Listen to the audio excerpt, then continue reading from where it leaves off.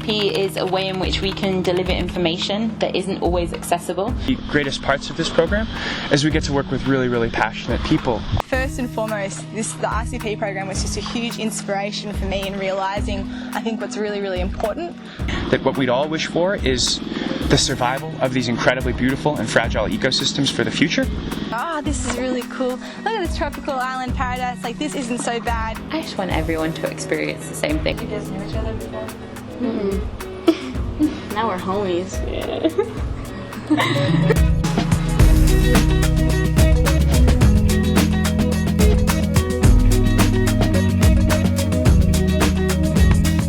So the new Heaven Reef Conservation Program is a incredibly well fleshed out program for how old it is. It's only about 12 years old.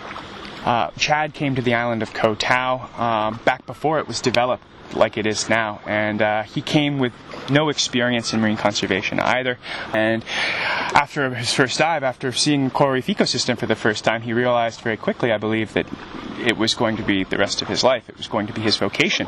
So he dedicated all of his time to ultimately slowly building up this reef conservation program from a 3-day course into this incredible, fully fleshed out program that university students from all over the world come to partake in. First and foremost, the RCP program was just a huge inspiration for me in realising, I think, what's really, really important in terms of what we need to do to really preserve our environment. But really, I think the best thing about it and what it really is just the opportunity to bring people together and to inspire people to do something good that's for our planet. Okay, I think it's got the perfect combination of education and science and fun to really have a lot of success in just bringing people together for a common goal of doing something good for the environment. Yeah. Right now we have 3 people full-time that are contributing every day on a daily basis, which would be Spencer, Elle and Kirsty. My name is Spencer Arnold. I've been working here on Koh Tao as a marine conservation biologist and reef conservation instructor for the last 5 years. Louise Haskin, and I have been working at the new Heaven Reef Conservation Program since 2017. I'm Kirsty. I have been at the program now for just over 4 years. My name is Rahul. I am a marine biologist amongst many other things. I've been a conservationist at the new Heaven Reef Conservation Program, instructing since 2013. I think what's really great about all of us is that we do have a really good general knowledge of everything that's going on, but in saying that we all do sort of have our favourite little topics and sort of areas of conservation that we really, really are just passionate about. So for me, I'm really quite, I love the surveys, and I really love learning about things that are directly affecting our corals, such as coral diseases, even though that's sort of a weird thing to be passionate about. We have Spencer, who's very much sort of, he's a generalist as well. He loves artificial reefs, he loves nudibranchs. He could tell you things for days about algae and its importance in our ecosystem. We have Kirsty, and her passions are very much turtles and sharks and understanding their behaviour and their conservation. We have Rahul, who is a research man, who really, when he's here, he's not here full time like myself and Spence and Kirsty, but when he's here, he's just so good at motivating everybody to get into projects and really to focus our efforts into learning new things, really. We have Bob, who's here on and off from the Netherlands, and he is just engineering coral hero, is what I think I like to call him the best. And then of course we have Chad, who founded the program, who unfortunately hasn't been able to be with us for a couple of years, but he is just inspiring us in all the different ways all the time. And even though he can't be here with us, we're all very close and are in communications with him a lot, and he is just the messiah of the conservation program. Yeah. The program has all sorts of different facets to it. There are the regular courses. We offer anywhere from 1 day to 1 month long courses. So the course itself is designed for anybody who's really interested in learning more about our planet's oceans and what they can do to ultimately help them. However, the program is designed and tailored for all sorts of different kinds of people. We also have internships that are oftentimes available, particularly for people who are looking to pursue a career in marine biology or conservation. And we even have research positions as well. These research positions are offered normally to master's students or above who are looking to ultimately, publish something at the end of their stay here on Koh Tao. When I came into this internship, I was thinking of going into biology. So that's like, it kind of had something to do with what I was going to go to school with. But then as I got here, I changed my major to environmental science, and I think I might minor in like marine conservation. So that was a big part of why I came. And it looked really beautiful, so I was like, I love it. For me, mostly it was just about having the time to work in marine conservation and save our coral reefs while I can. I don't know if I'll really go into the field of study of environmental science or conservation. I don't know yet, but just a chance to come to Thailand and work in marine conservation. So we just want to not only teach people exactly what they need to know to do the work we do in the water, but teach them additional topics to just inspire them and to bring interest into their life in different ways, especially when it comes to, of course, reef ecosystems.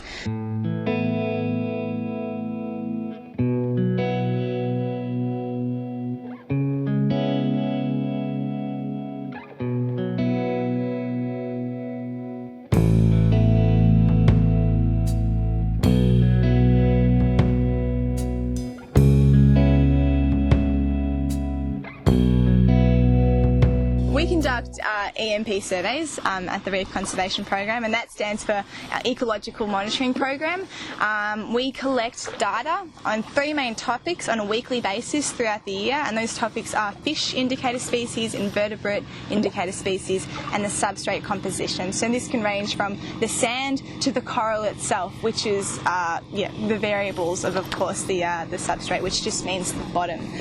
So pretty much the reason and the goal and why we collect this sort of data is to really understand the changes that are happening on our reef ecosystem. So on the dive, the way that we actually do the EMP is that, well, we have around 10 different bays around our island, transect or permanent transect lines, okay? So in each of these 10 bays, we have got a shallow line and a deep line, okay? Being around the 5 metre mark and around the 10 metre mark. And what we do is on a weekly basis, we'll go to different bays and we will go down, we will have our reels to reel out with the metric system. So we have a measurement of 100 metres that we're surveying each dive. And then we, our interns and our students, will be collecting data along this line in 4 different segments. And the reason why this is important is because sometimes, changes need to be mitigated. Changes could be good changes, but they could also be representing, changes to the ecosystem that perhaps aren't actually benefiting the ecosystem, such as a nutrient influx, which might lead to a macroalgae bloom. It could be that a site is suffering from sedimentation damage, and often in areas where you have a lot of development on the land, you have a lot of dirt and soil and sand and so on forth being pushed literally on top of coral reefs. So being able to track it and see it happening over time through these surveys can help us mitigate some of these things that are happening. So say it's an instance where we are having a lot of sedimentation entering an ecosystem, we could mitigate that loss of substrate and perhaps even loss of coral by introducing artificial reefs, and quite literally replanting corals, ideally back into good health, okay?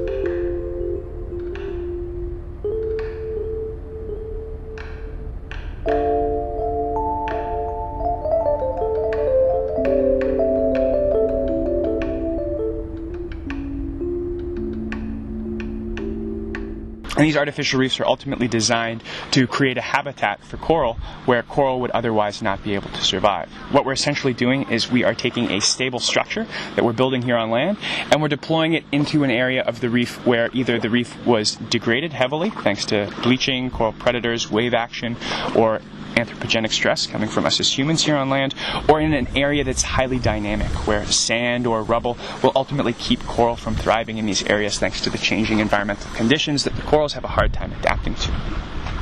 So by putting these structures down in these areas, what it ultimately allows us to do is garden underwater habitats, and not just any habitat. We're gardening coral reef ecosystems, one of the most biodiverse and populous ecosystems on the planet, and also one of my personal favorites.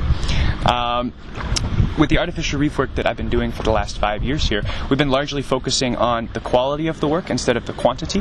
We want to create artificial reefs that will actually attract divers away from the natural reef ecosystem to reduce the pressures on these beautiful natural spaces. So we've been ultimately trying to design artificial reef sculptures that are aesthetically pleasing, and it's really, really incredible work to create something with your hands and to watch it develop into this thriving natural ecosystem over time. It's one of the best feelings in the world. We now will largely work with tied or welded rebar, iron, that we will melt together and form into a stable structure here on land. Sometimes what we'll do is we'll laden that with concrete to create ferro cement sculpture or reinforced concrete. Concrete works incredibly well underwater as an artificial reef artificial reef surface because it's incredibly stable. Normally it's quite heavy, so it doesn't get thrown around with wave action nearly as much as some of the lighter structures that other people in other parts of the world deploy. We also use plain tied rebar that will actually apply an impressed current, to those structures. By running a low DC current through the artificial reefs that we create, what we're ultimately doing is we're kickstarting the electrolysis process underwater, and we are essentially creating a bioengineered habitat for coral growth. Calcium carbonate will precipitate out of the water column and attach itself to the bars of the structure, creating this incredible habitat for coral growth, and also insulating the actual rebar itself, stopping these iron structures from rusting and degrading. So these two techniques, particularly the ferro cement and the electrified artificial reefs, are some of the best techniques that we have at our disposal. One technique that we haven't got rid of in the time that I've been here at this program, a technique that's still incredibly valuable and really, really easy to actually implement, is the bottle nursery techniques, the bottle nursery modules that we create here.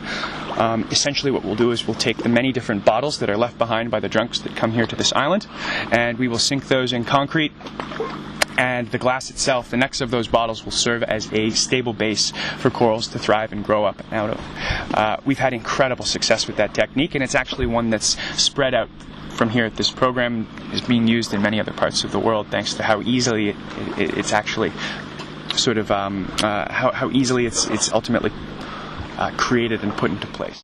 So we have all sorts of different coral restoration techniques that we can employ here at this program, and there are many different ways of engaging in these activities.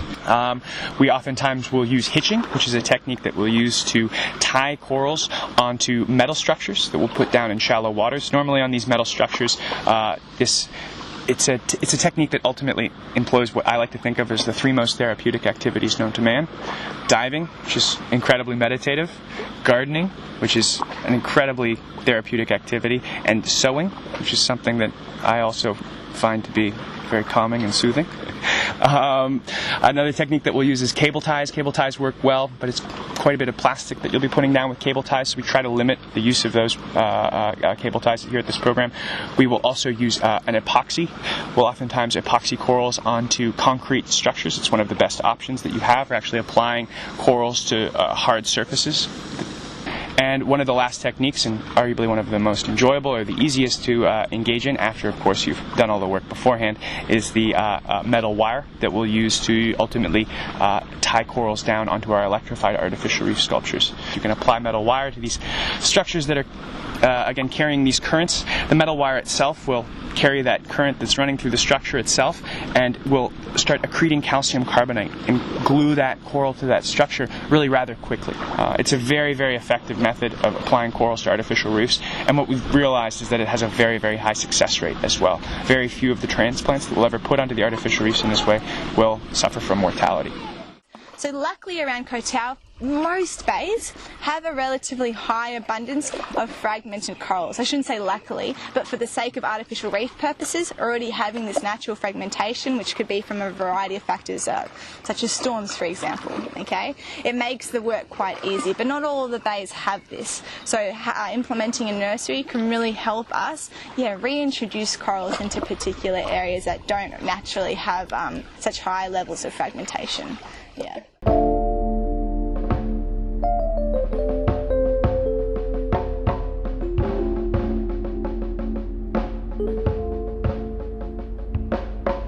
So what a coral nursery is kind of the stage before a coral artificial reef would be created. So what a nursery is taking fragments that are perhaps too small to be directly translated onto artificial reefs, and we take them and we put them elevated above the seafloor ever so slightly, and what this does is it protects them from issues associated with, say, sedimentation and predation as well, and gives them the chance to recover if they need to, and also grow to the point where they'll have a higher chance of success. And then once they're of size, you can remove them from these coral nurseries and take them and put them onto your artificial reefs.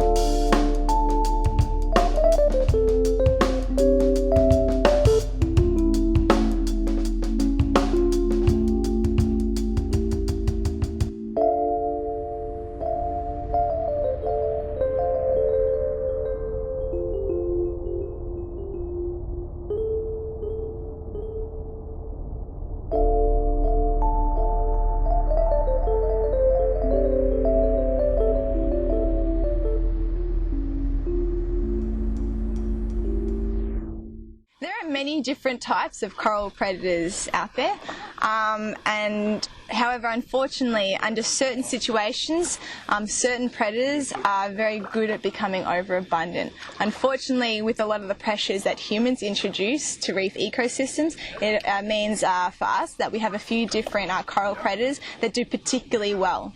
Okay, so we have got two. We have got Drupella. They're a type of gastropod, a shell essentially, and while they are very small, each one might reach a maximum of, say, 5 centimetres or so. So they're not very large, but they will feed on coral for the duration of their life, but it is thought that they can live up to around 45 years. So even though we have this really small snail and perhaps eating coral at a relatively slow abundance, over a period of 45 years, if you have incredibly high abundances of them, they can be really problematic. The other animal that we deal with here when it comes to problems with coral predators is the crown-of-thorns starfish. Now, luckily we haven't had crown-of-thorns problems as severe as other places in the world. A really good example is the Great Barrier Reef in Australia. So for us, luckily, we don't have tens of thousands of them. However, Koh Tao's reefs can be quite sparse in certain locations, and when we have these predators in high abundances in areas that have quite low coverage of coral reef, they can have actually a really significant impact on coral populations. So if we're seeing what we might term as an outbreak, when we have more than what is a natural amount of these coral predators in an area, we will of course begin to monitor this, and if it becomes quite serious, we'll actually do a collection of them as well and remove them from that reef ecosystem. And this is of course one of those, I guess, topics of conservation that people can be very, very for and against. I like to try to remind everyone that if we want to avoid doing these sorts of things to particular animals on reef ecosystems, we have to start with what's causing ecosystems to become stressed out in the first place and what's actually causing their populations to explode, and that is human interference with the reef.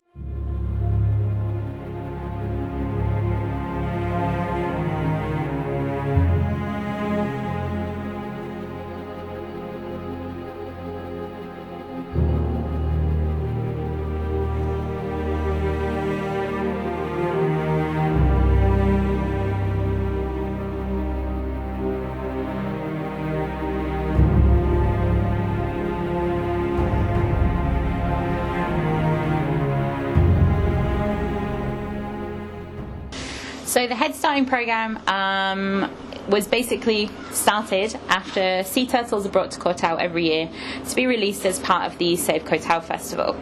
So there was one particular year where they brought these turtles in and they weren't in the best of conditions.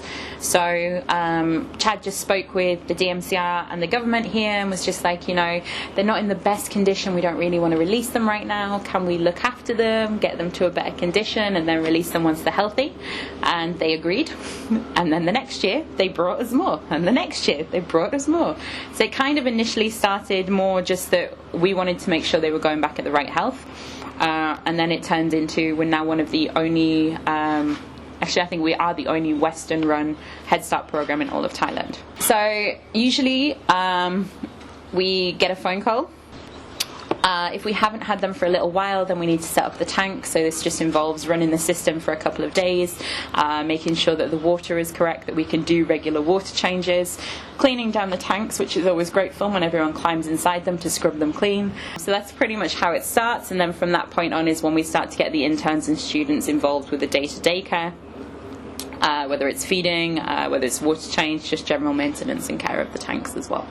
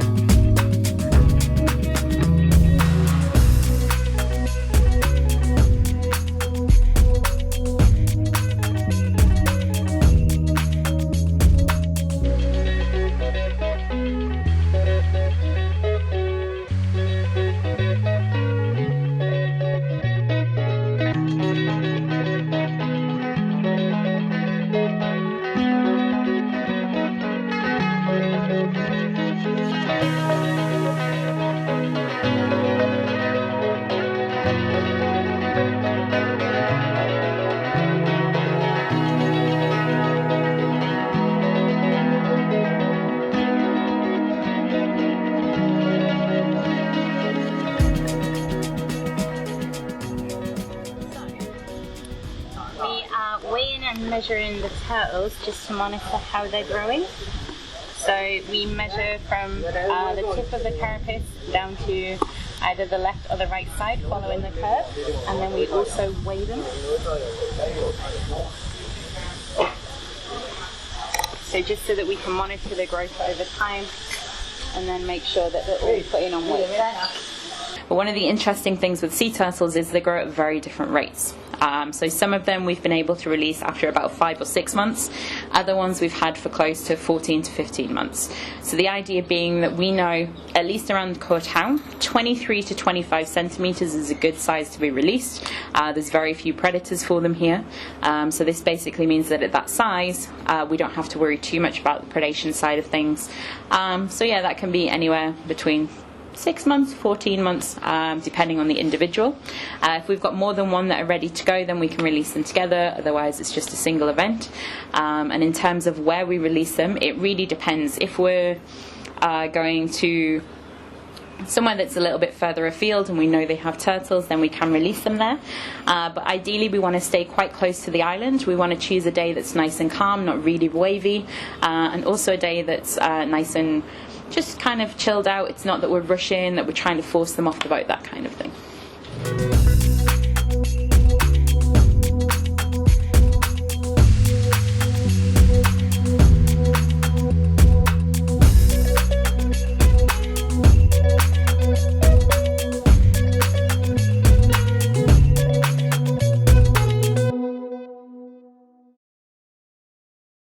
A few years ago, when I came as a nice little intern, what happened was I loved sharks. So then I just was kind of like, I want to do a project. Corals are okay, but they're not really my thing, but sharks. and Koh Tao was recognised as having one of the best populations of black-tipped reef sharks in the whole of Thailand. So then me and Raoul were looking at a way in which we could monitor shark populations around Koh Tao, and especially in Shark Bay.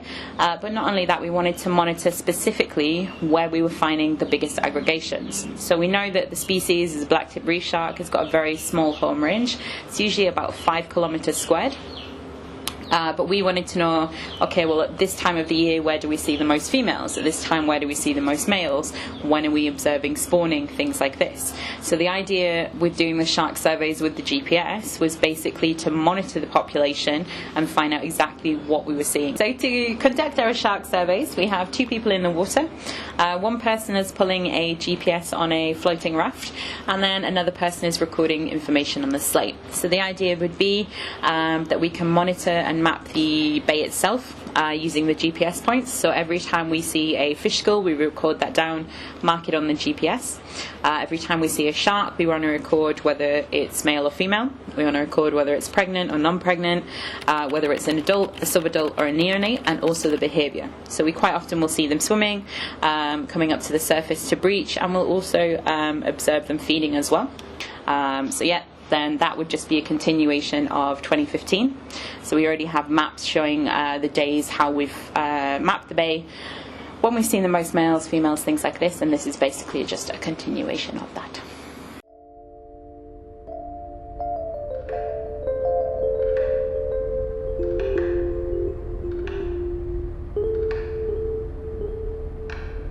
A typical day at the New Heaven Reef Conservation Program is pretty relaxed. We're obviously here on a beautiful tropical paradise island, and the pacing of things is a really quite a nice one. A student arrives at 9 o'clock in the morning, gets gear prepared for them with an intern, and survives a 2-hour lecture on marine biological practices, marine biological theory, marine conservation, and different research ideas.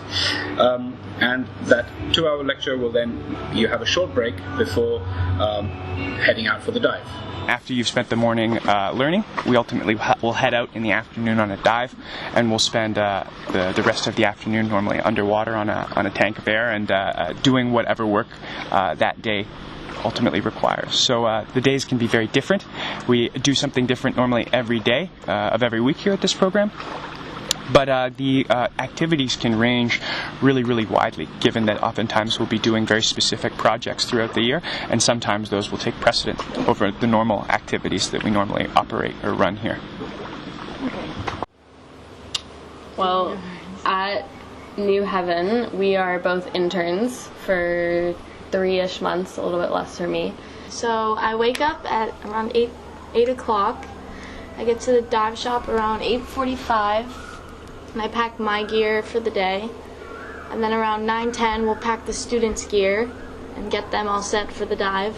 And then at 10:30, if you're on turtles, you'll take all the turtles out of the tanks, you'll feed all of them, then you'll check each one for infections, and then you put them back in the tanks, and then we eat lunch, and then we go out on our dive and we do whatever we're doing for the day, either Jupella or restoration or EMP surveys or just a muck dive. And then we come back at around like 3:30, 4, and then we put our gear back and then we let it dry for an hour, and then we put it all away, and then we do it all again the next day. You can contribute to the program in a great number of ways. It's often contributing to the program is the same as contributing to the island, and often it's even the same as contributing to marine biological understanding. So people can contribute to the program either directly by joining as students, researchers, or interns, and each of those contribute in their own different way. If you aren't able to come to the program directly, you're able to contribute by engaging in the work that we do via social media, and which leads us to citizen science. People can contribute by finding different aspects of wildlife. We have currently very active programs in sea turtles and whale sharks, and some on seahorses and sea slugs as well. So people can contribute simply by taking photos, following, and doing what they're able to do. But the core is contributing by being a positive and more sustainable role to the tourism and conservation of the island. I know it sounds maybe a little bit lame to say, but I kind of feel like there's no real limits to this program in, say, the next 5-10 years. I mean, this program was started a bit over a decade ago by our boss Chad, and that was just one guy with the goal to have maybe one day a 3-day program to introduce people into coral restoration. And since then, you know, people just got on board. They could see his passion and his just desire to do really good things, and people have come and it's expanded, and people have come with ideas, they've implemented new projects, and it's gone from this one guy with this idea to create a 3-day program to this this amazing program that has people coming from all around the world, where universities will send students to get experience in the field. People stay up to 3 months sometimes, and in our cases we get stuck here because we just love it so much and we end up working here. I really feel like it could, you know, there's no limits. I think that it's not just going to grow in this program, but it's going to spread this idea, and more people are going to take the concept of this program and the desire to do good with the knowledge that they've learned here and take it elsewhere. And I really think that the most important aspect of how this program is going to grow is that it's literally going to spread around the world. I think that it's inspired so many people who maybe didn't even really know what they wanted to do with their lives when they first came here, but they did come here and they just got they got so passionate, they got so inspired within such a short amount of time that they thought, I'm going to do this and I'm going to take this knowledge elsewhere. So I see this program going strong, and I also see it kind of seeding other programs, I think, in other locations around the world, and just spreading the desire to do good is just what I think this program is going to keep doing. That's what I really think. You know, I guess I just feel incredibly blessed to be doing this work. One of the nicest parts about getting to work at the New Heaven Reef Conservation Program is getting to meet the many different people and faces that come through this program. It's what I sort of feel that life is all about. You know, it's the people that make this life worth living, and I'm just very, very lucky to be here. I'm very lucky to know you. I'm very lucky to do this work, and I can't wait to see what the future holds. Was that terrible? Cheesy? Els vomited. My last words, I guess, is that people, I think, need to realise that they can do whatever's going to make them happy, and if wanting to be an environmental advocate is part of what makes them happy, that they should do it. They can do it at home, they can do it, I think, really anywhere around the world if you really want to, but it just, you know, it takes a bit of passion and drive to actually do that, and I hope that more people will. I think that more people are, but I just want to, I guess, end it on that you can. That was lame. Not lame. Cheers. I just want everyone to experience the same thing, whether they're here for a short period, whether they're here for a long period. Just come visit us. Cool. You should come to New Haven because it's dope. Okay. I was like, I don't know what you're talking about. Okay, peace out.